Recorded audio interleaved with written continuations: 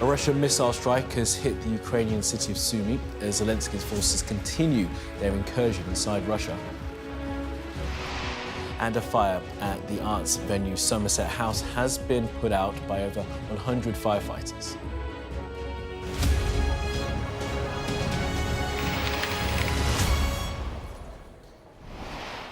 Hello, you're watching the press preview, a first look at what is on the front pages as they arrive.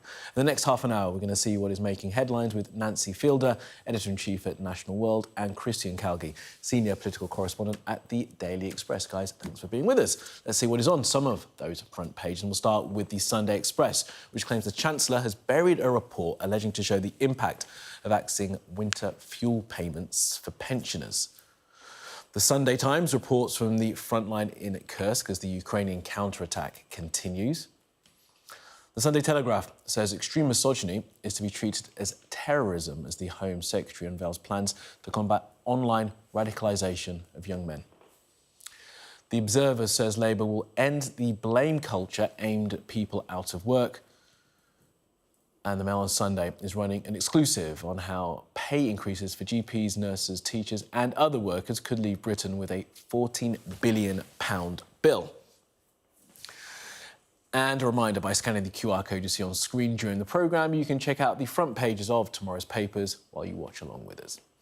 As I said, tonight we're joined by Nancy Fielder and Christian Calgie. Nancy, Christian, thanks both for giving up your Saturday evening to be with us. We do appreciate it. Let's get straight into it and start with the Daily Mail. Nancy, when you take us through this reporting here, the headlines we can see, £14 billion bill for Keir's shabby union cave-in. Isn't it interesting how the papers have shifted so quickly when Labour has moved from opposition? No, it was almost instant. So this is obviously the right-wing Mail saying it's going to be an absolute disaster to pay normal people in normal jobs, in jobs that are all in crisis. We can't get enough teachers, we can't get enough nurses, we can't get enough GPs, but why would we want to pay them fairly? That's basically the line. They're talking as if we are going to cripple the country by paying these people who... It's very much talking about the unions. It's the enemy. They're not normal people. We're not related to these people. They're not everyday people who are actually struggling with the cost of living crisis, just like all of us. I think it's very divisive, this debate, because I think if you're on less, then you would wonder why a GP needs to be paid more.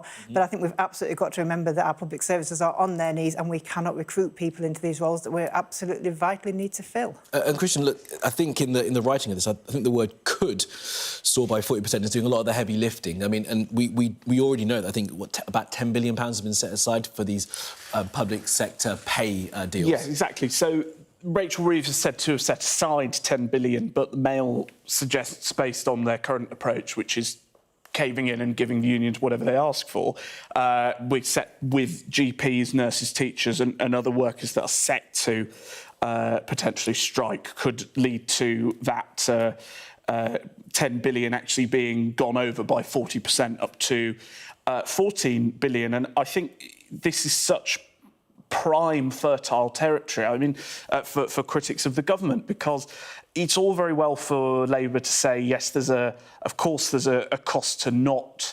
having these people in work and a cost of strikes, but there's a real concern here that this is going to fuel further strikes, because the unions are going to look at the way that they've capitulated and rolled over. And, we've already seen junior doctors planning strikes for next year, now that their demands for this year have been met. So this is not going to put an end to strikes. In many ways, it will pause them for the moment, but fuel further demands in a year when the unions feel they can get away with it. And I also think, not to sound like a defender of Liz Truss, but I can see why she's pretty aggrieved at the moment that the markets seem to be reacting in a much more measured and calm way at this sort of lavish, unfunded spending by Labour than they did with her plans a couple of years ago. We're not going to analyse Liz Truss's feelings on the show, but I will get you to continue the debate about the paying of these wages. Look, the Labour government had never promised there was going to be loads of money, but it was always assumed that the unions would get what they wanted. And as Christian is saying now, some of the deals have been done, some of them aren't even finalised, and yet more and more groups of workers are coming out asking for more money, when we know there's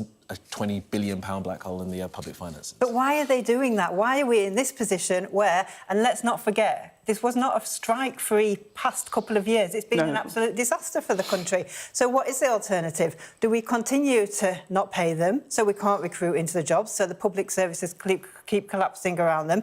Or does the new government try and find a way forward, which the previous government absolutely failed to do and left us in this utter mess? Well, it's been a disaster so far. I think the solution really was what the previous government was aiming for, which was, yes, we will negotiate pay, but that has to be hand in hand with reforms around working practices and getting greater productivity.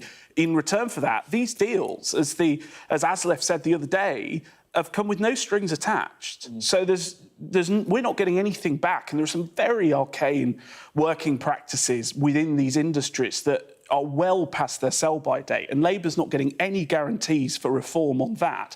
And arguably, yes, of course there were strikes, and I totally appreciate that pay has been flatlining for too long.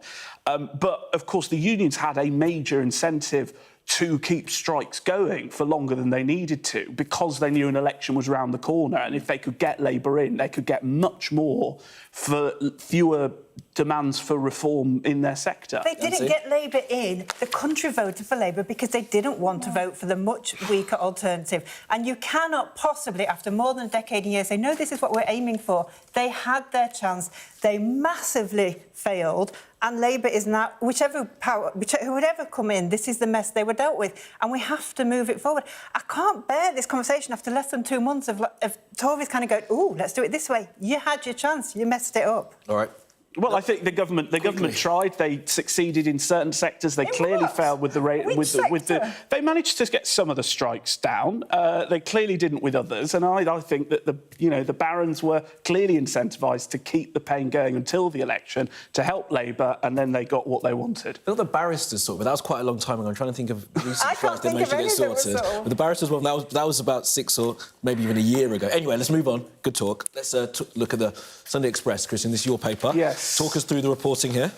So we launched a campaign this week to try and force Rachel Reeves to reverse her decision on winter fuel payments for pensioners. Mm-hmm. And the Sunday Times have picked up the baton, and what they have reported is that Rachel Reeves is in possession of an official report looking at what this policy move may do in terms of excess winter deaths due to pensioners having to choose between heating or eating as they lose that £300 winter fuel allowance. And so they say she has this report.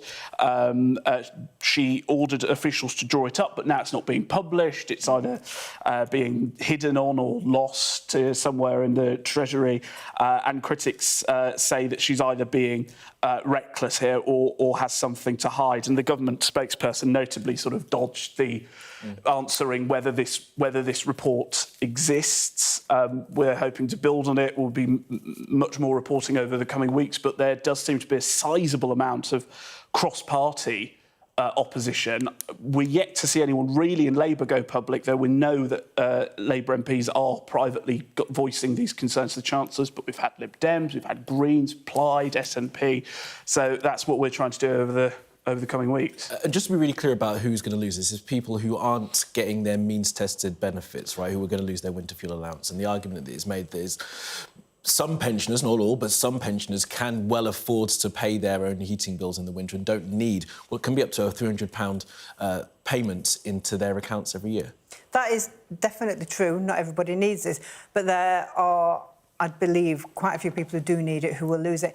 And I think also we've got to remember the scale of fear around winters when they arrive, and no fault of the present government, but the huge amounts of people who actually already died because they were too scared. They were on their own, elderly, and too scared to turn on the heating. The choice between heating and eating is not a new one. It's absolutely devastating that one of the richest countries in the world, ourselves, are in this situation. But this is not something that Labour supporters are taking easily. It would be great if people don't need the money, but actually we've got to be really careful to make sure that those do still get it. What do we think about the politics of it? That, you know, there was a lot of pressure on the Labour Party to sort out the two-child benefit cap. They chose not to do that, but then they have made quite I won't call it a political decision, but quite an emotive decision to get rid of the pension, the levy for pensioners. So the thing I don't really understand is in the grand scheme of things, I mean, we've just been talking about 10, 14 billion for pay settlements, other very expensive areas of government. It looks like this change is going to save less than $1 billion once you factor in extra people who will hear the message and start claiming pension credit, extra demand on the NHS as a result of illnesses over the winter from people living in cold and damp homes. It seems like a huge amount of political pain for very little financial gain on the Treasury's Excel spreadsheets. So I just can't really understand why Labour have chosen such a divisive move so early on. And just on this report, do you know, if it exists and it's there, please publish it. Let's not keep going with this hiding and sort of... Everybody needs to be able to see the facts and understand how government works and why. Yeah, absolutely. All right, let's move on. We've got a couple of minutes left where we can just take a look at the front of the Observer. We're going to do the picture story there on the front there, the fire at Somerset House. And Nancy, you got to see it up close and personal, didn't you? You weren't at Somerset House, but you were close by. I wasn't at Somerset House. Sounds suspicious when you frame it. Having a weekend in London, I brought the kids, and I was actually doing the proper tourist thing where one of the boats came around the Thames. I was like, I'm sure there's not meant to be big black smoke billowing from a beautiful building. And as it turns out, it wasn't. I mean, it looked like an absolutely devastating fire. It sounds miraculous, like it was contained in one of the parts of the buildings that wasn't housing these internationally renowned and incredibly irreplaceable paintings. But yeah, what a devastating event. Over 100 firefighters, roads closed. I mean, very dramatic for an August tourist floating down the Thames and everybody else. And of course, it had nothing to do with it. And when I heard the story this morning as well, all I could think of were the big fires that, we saw in Paris at Notre Dame, and you were thinking, is this going to get worse and worse? Yes, and hopefully when things are settled and we can properly assess the extent of the damage, hopefully it won't be really awful. But it's incredible timing, because only this week I went on a journalist behind-the-scenes tour of the sort of behind-the-scenes basement areas of the House of Commons and Parliament as part of the restoration and renewal work there, and we're constantly told that we're only one accidental small fire away from this UNESCO World Heritage Site entirely being torn apart, and seeing the state of the wiring and how everything is just falling apart down there. I mean, it's really worrying that they've managed to get it to a point where they think no one will die if there's a fire in Parliament, but they can't say anything about how the building will fare.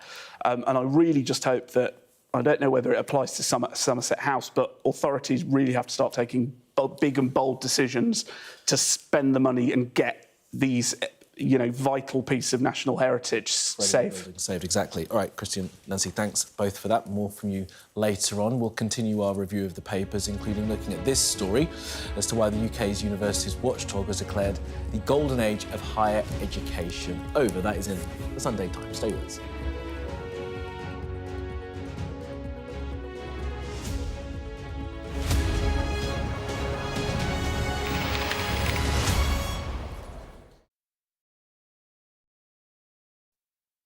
I am a soldier. Vladimir and Vitaly Klitschko are the kings of the heavyweight division. You want to see a heavyweight destroyer?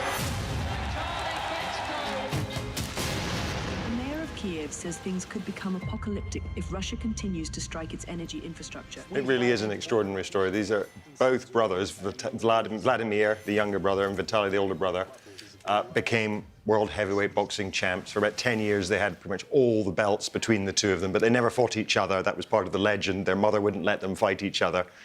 Vitaly left boxing in 2011 and went into politics, and has been for the last 10 years the mayor of Kiev. And of course, that's been a pretty heavy-duty post for the last 2 years. And so we follow him in the present day as he's dealing with all the day-to-day issues of being mayor in a city under constant bombardment. But also we tell the story of his boxing career and how he ended up where he is. To begin with, it was quite hard because he is the kind of, he's sporting superstar. He's used to dealing with the press, batting them away. So although he'd sort of agreed, oh, what a fly-on-the-wall film, you can come anywhere, actually, he was very reserved. But then there was this terrible tragedy that happened one day where a bomb shelter was left locked accidentally, and two people, a woman and a child, were trying to get in, and they died in a bombardment. And this so upset him that there was a total change in his character, actually, and we happened to be there at the time. And from that moment on, he really let us in. Well, I actually think that Vitaly has not changed that much. He's a man of few words, but incredibly charming, twinkle in his eye, much smarter than people give him credit for. I think that's his main weapon. People tend to think, oh, he's a heavyweight boxer, he's been knocked around the head, he's going to be a bit dumb. But actually, he's incredibly smart. And one of the things in the film that I think people will find fascinating is the friction there is between him and the President Zelensky. And this relationship is not a good relationship. They're competitors. And it is interesting, they both come from these celebrity backgrounds. Somebody said to me, this is the sign of an immature democracy, that Ukraine's an immature democracy because it has celebrities as its politicians. I don't know if that's the case, but I would say that they've both Zelensky and Vitaly Klitschko have done an incredible job of moving from the kind of worlds of entertainment and sport into politics.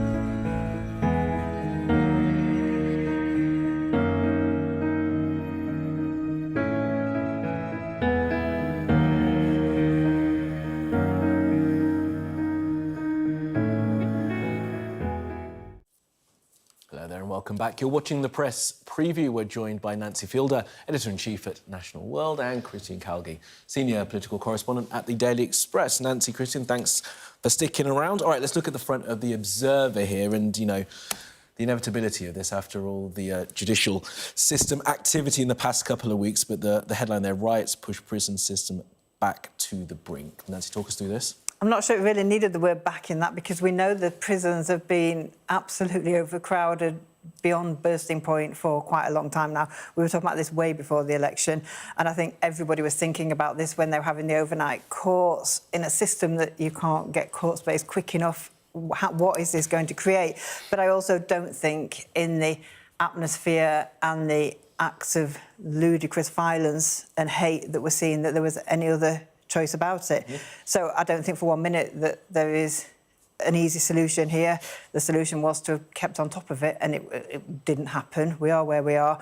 But I think probably we all felt when we saw some of the really tough sentences handed out that actually they're handed out as warnings, and they're probably not going to be served because we physically can't keep people in prison long enough. Yeah, and this is going to be the enacting by HM Prison and Probation Service of Operation Early Dawn, which has been used before. It's used back in March, the reporting tells me, when the prisons were at capacity, and that's going to prevent inmates being taken from police cells to courts unless a prison place is available. And this is obviously then separate to the early release that's going to be happening. Yes, October, which, well, that's not kicking off until, say, September, November time. I totally understand why the government and the court system has prioritised the rioters, because it was an absolutely essential tactic to get the riots to stop, to show immediately the consequence of what that behaviour would be, and by all accounts it seems to have worked very effectively. I do, however, think the government is playing and the wider legal system are playing a very risky game here, because I am concerned that some of the early releases are not going to go well. And there will be examples of people who were released early and who go on to reoffend. And that is going to be terrible for the government and for the reputation of the legal system. And whilst those involved in the physical riots are rightly prioritised and targeted, I do think that there's been an element to which people who have posted silly or offensive messages online, but that were effectively seen by no one, you know, that got 2 or 3 likes, and by that account cannot have been accused of inciting violence, I do think that they shouldn't have been prioritised in quite the same way as those actively inciting violence and those participating in the violence. And I think in that sense, the government's slightly tipped over the edge there and will be, going easy on people who really deserve it with early releases and other things, and overly harshly targeting others. Sorry, go on, Nancy. We need to be a bit careful about saying who deserves it and who doesn't deserve it, don't we? I mean, there were some absolute hate crimes committed online, and it did need to be dealt with. But I think also a slightly separate issue is what has been done about the issues that caused this in the first place. This was a product of something that we're ignoring, we're addressing. These are bad people, they're doing bad things. I don't argue with that, but actually why? Because this has not gone away, and this has scared people into stopping for now, but it hasn't stopped the hatred, it hasn't stopped that bubbling tension, and if that isn't addressed, this is just going to get worse and worse. Well, I was going to say the other thing that needs to be addressed are the root causes of the prison crisis, and I found it very remarkable, actually, that at no point when the government's making these very controversial announcements about early releases have they indicated any sort of new focus on building prisons, which, should be hand in hand with any temporary measures that need to be taken. Prison capacity is absolutely in crisis and can only be dealt with by building more prisons. Well, you'll know what James Timotson, the prison minister, has said about prison and about sentencing and how people perhaps spend too much time in prison. So maybe that is something that will be coming down the track, as it were, in the next few months. All right, let's move on to the Sunday Telegraph. And I'll get you to take us through the headline there, Nancy. Extreme misogyny to be treated as terrorism, the Telegraph are reporting. Yeah, this is really interesting. This is basically saying that if it's spotted that male misogyny exists, it needs to be tackled and treated in the same way as any other form of extremism. And we know that there are male figures online who are absolutely hero-worshipped, and that they do whip up a frenzy, they pass on a level of hatred, and that often comes out in attacks on women. It's an everyday occurrence, and I think this is a really big step forward. How it will happen in reality is another one, but actually we all know that women are killed every day in this country by men. They're attacked, they're raped and they're murdered. And actually I think this is a really positive step forward, particularly if it stops young men growing up thinking it's acceptable. Yeah, talk us through some of the detail of it, Christian. Yes. It is quite interesting the way that the new Home Secretary is planning to try and tackle this. Yes, so anyone believed to have been radicalised into being misogynistic, sexist or violent against women or girls will now be referred to the PREVENT programme, which is the government's counter-terrorism and anti-extremism programme, in the same way that people who are perceived to have become radicalised on the right or, Islamic extremism. So that will also mean teachers will be legally required to refer pupils that they suspect of extreme misogyny to PREVENT. Obviously, I'm not going to be in any way against any measures that deal with this, and I do agree that it's a really horrible growing problem.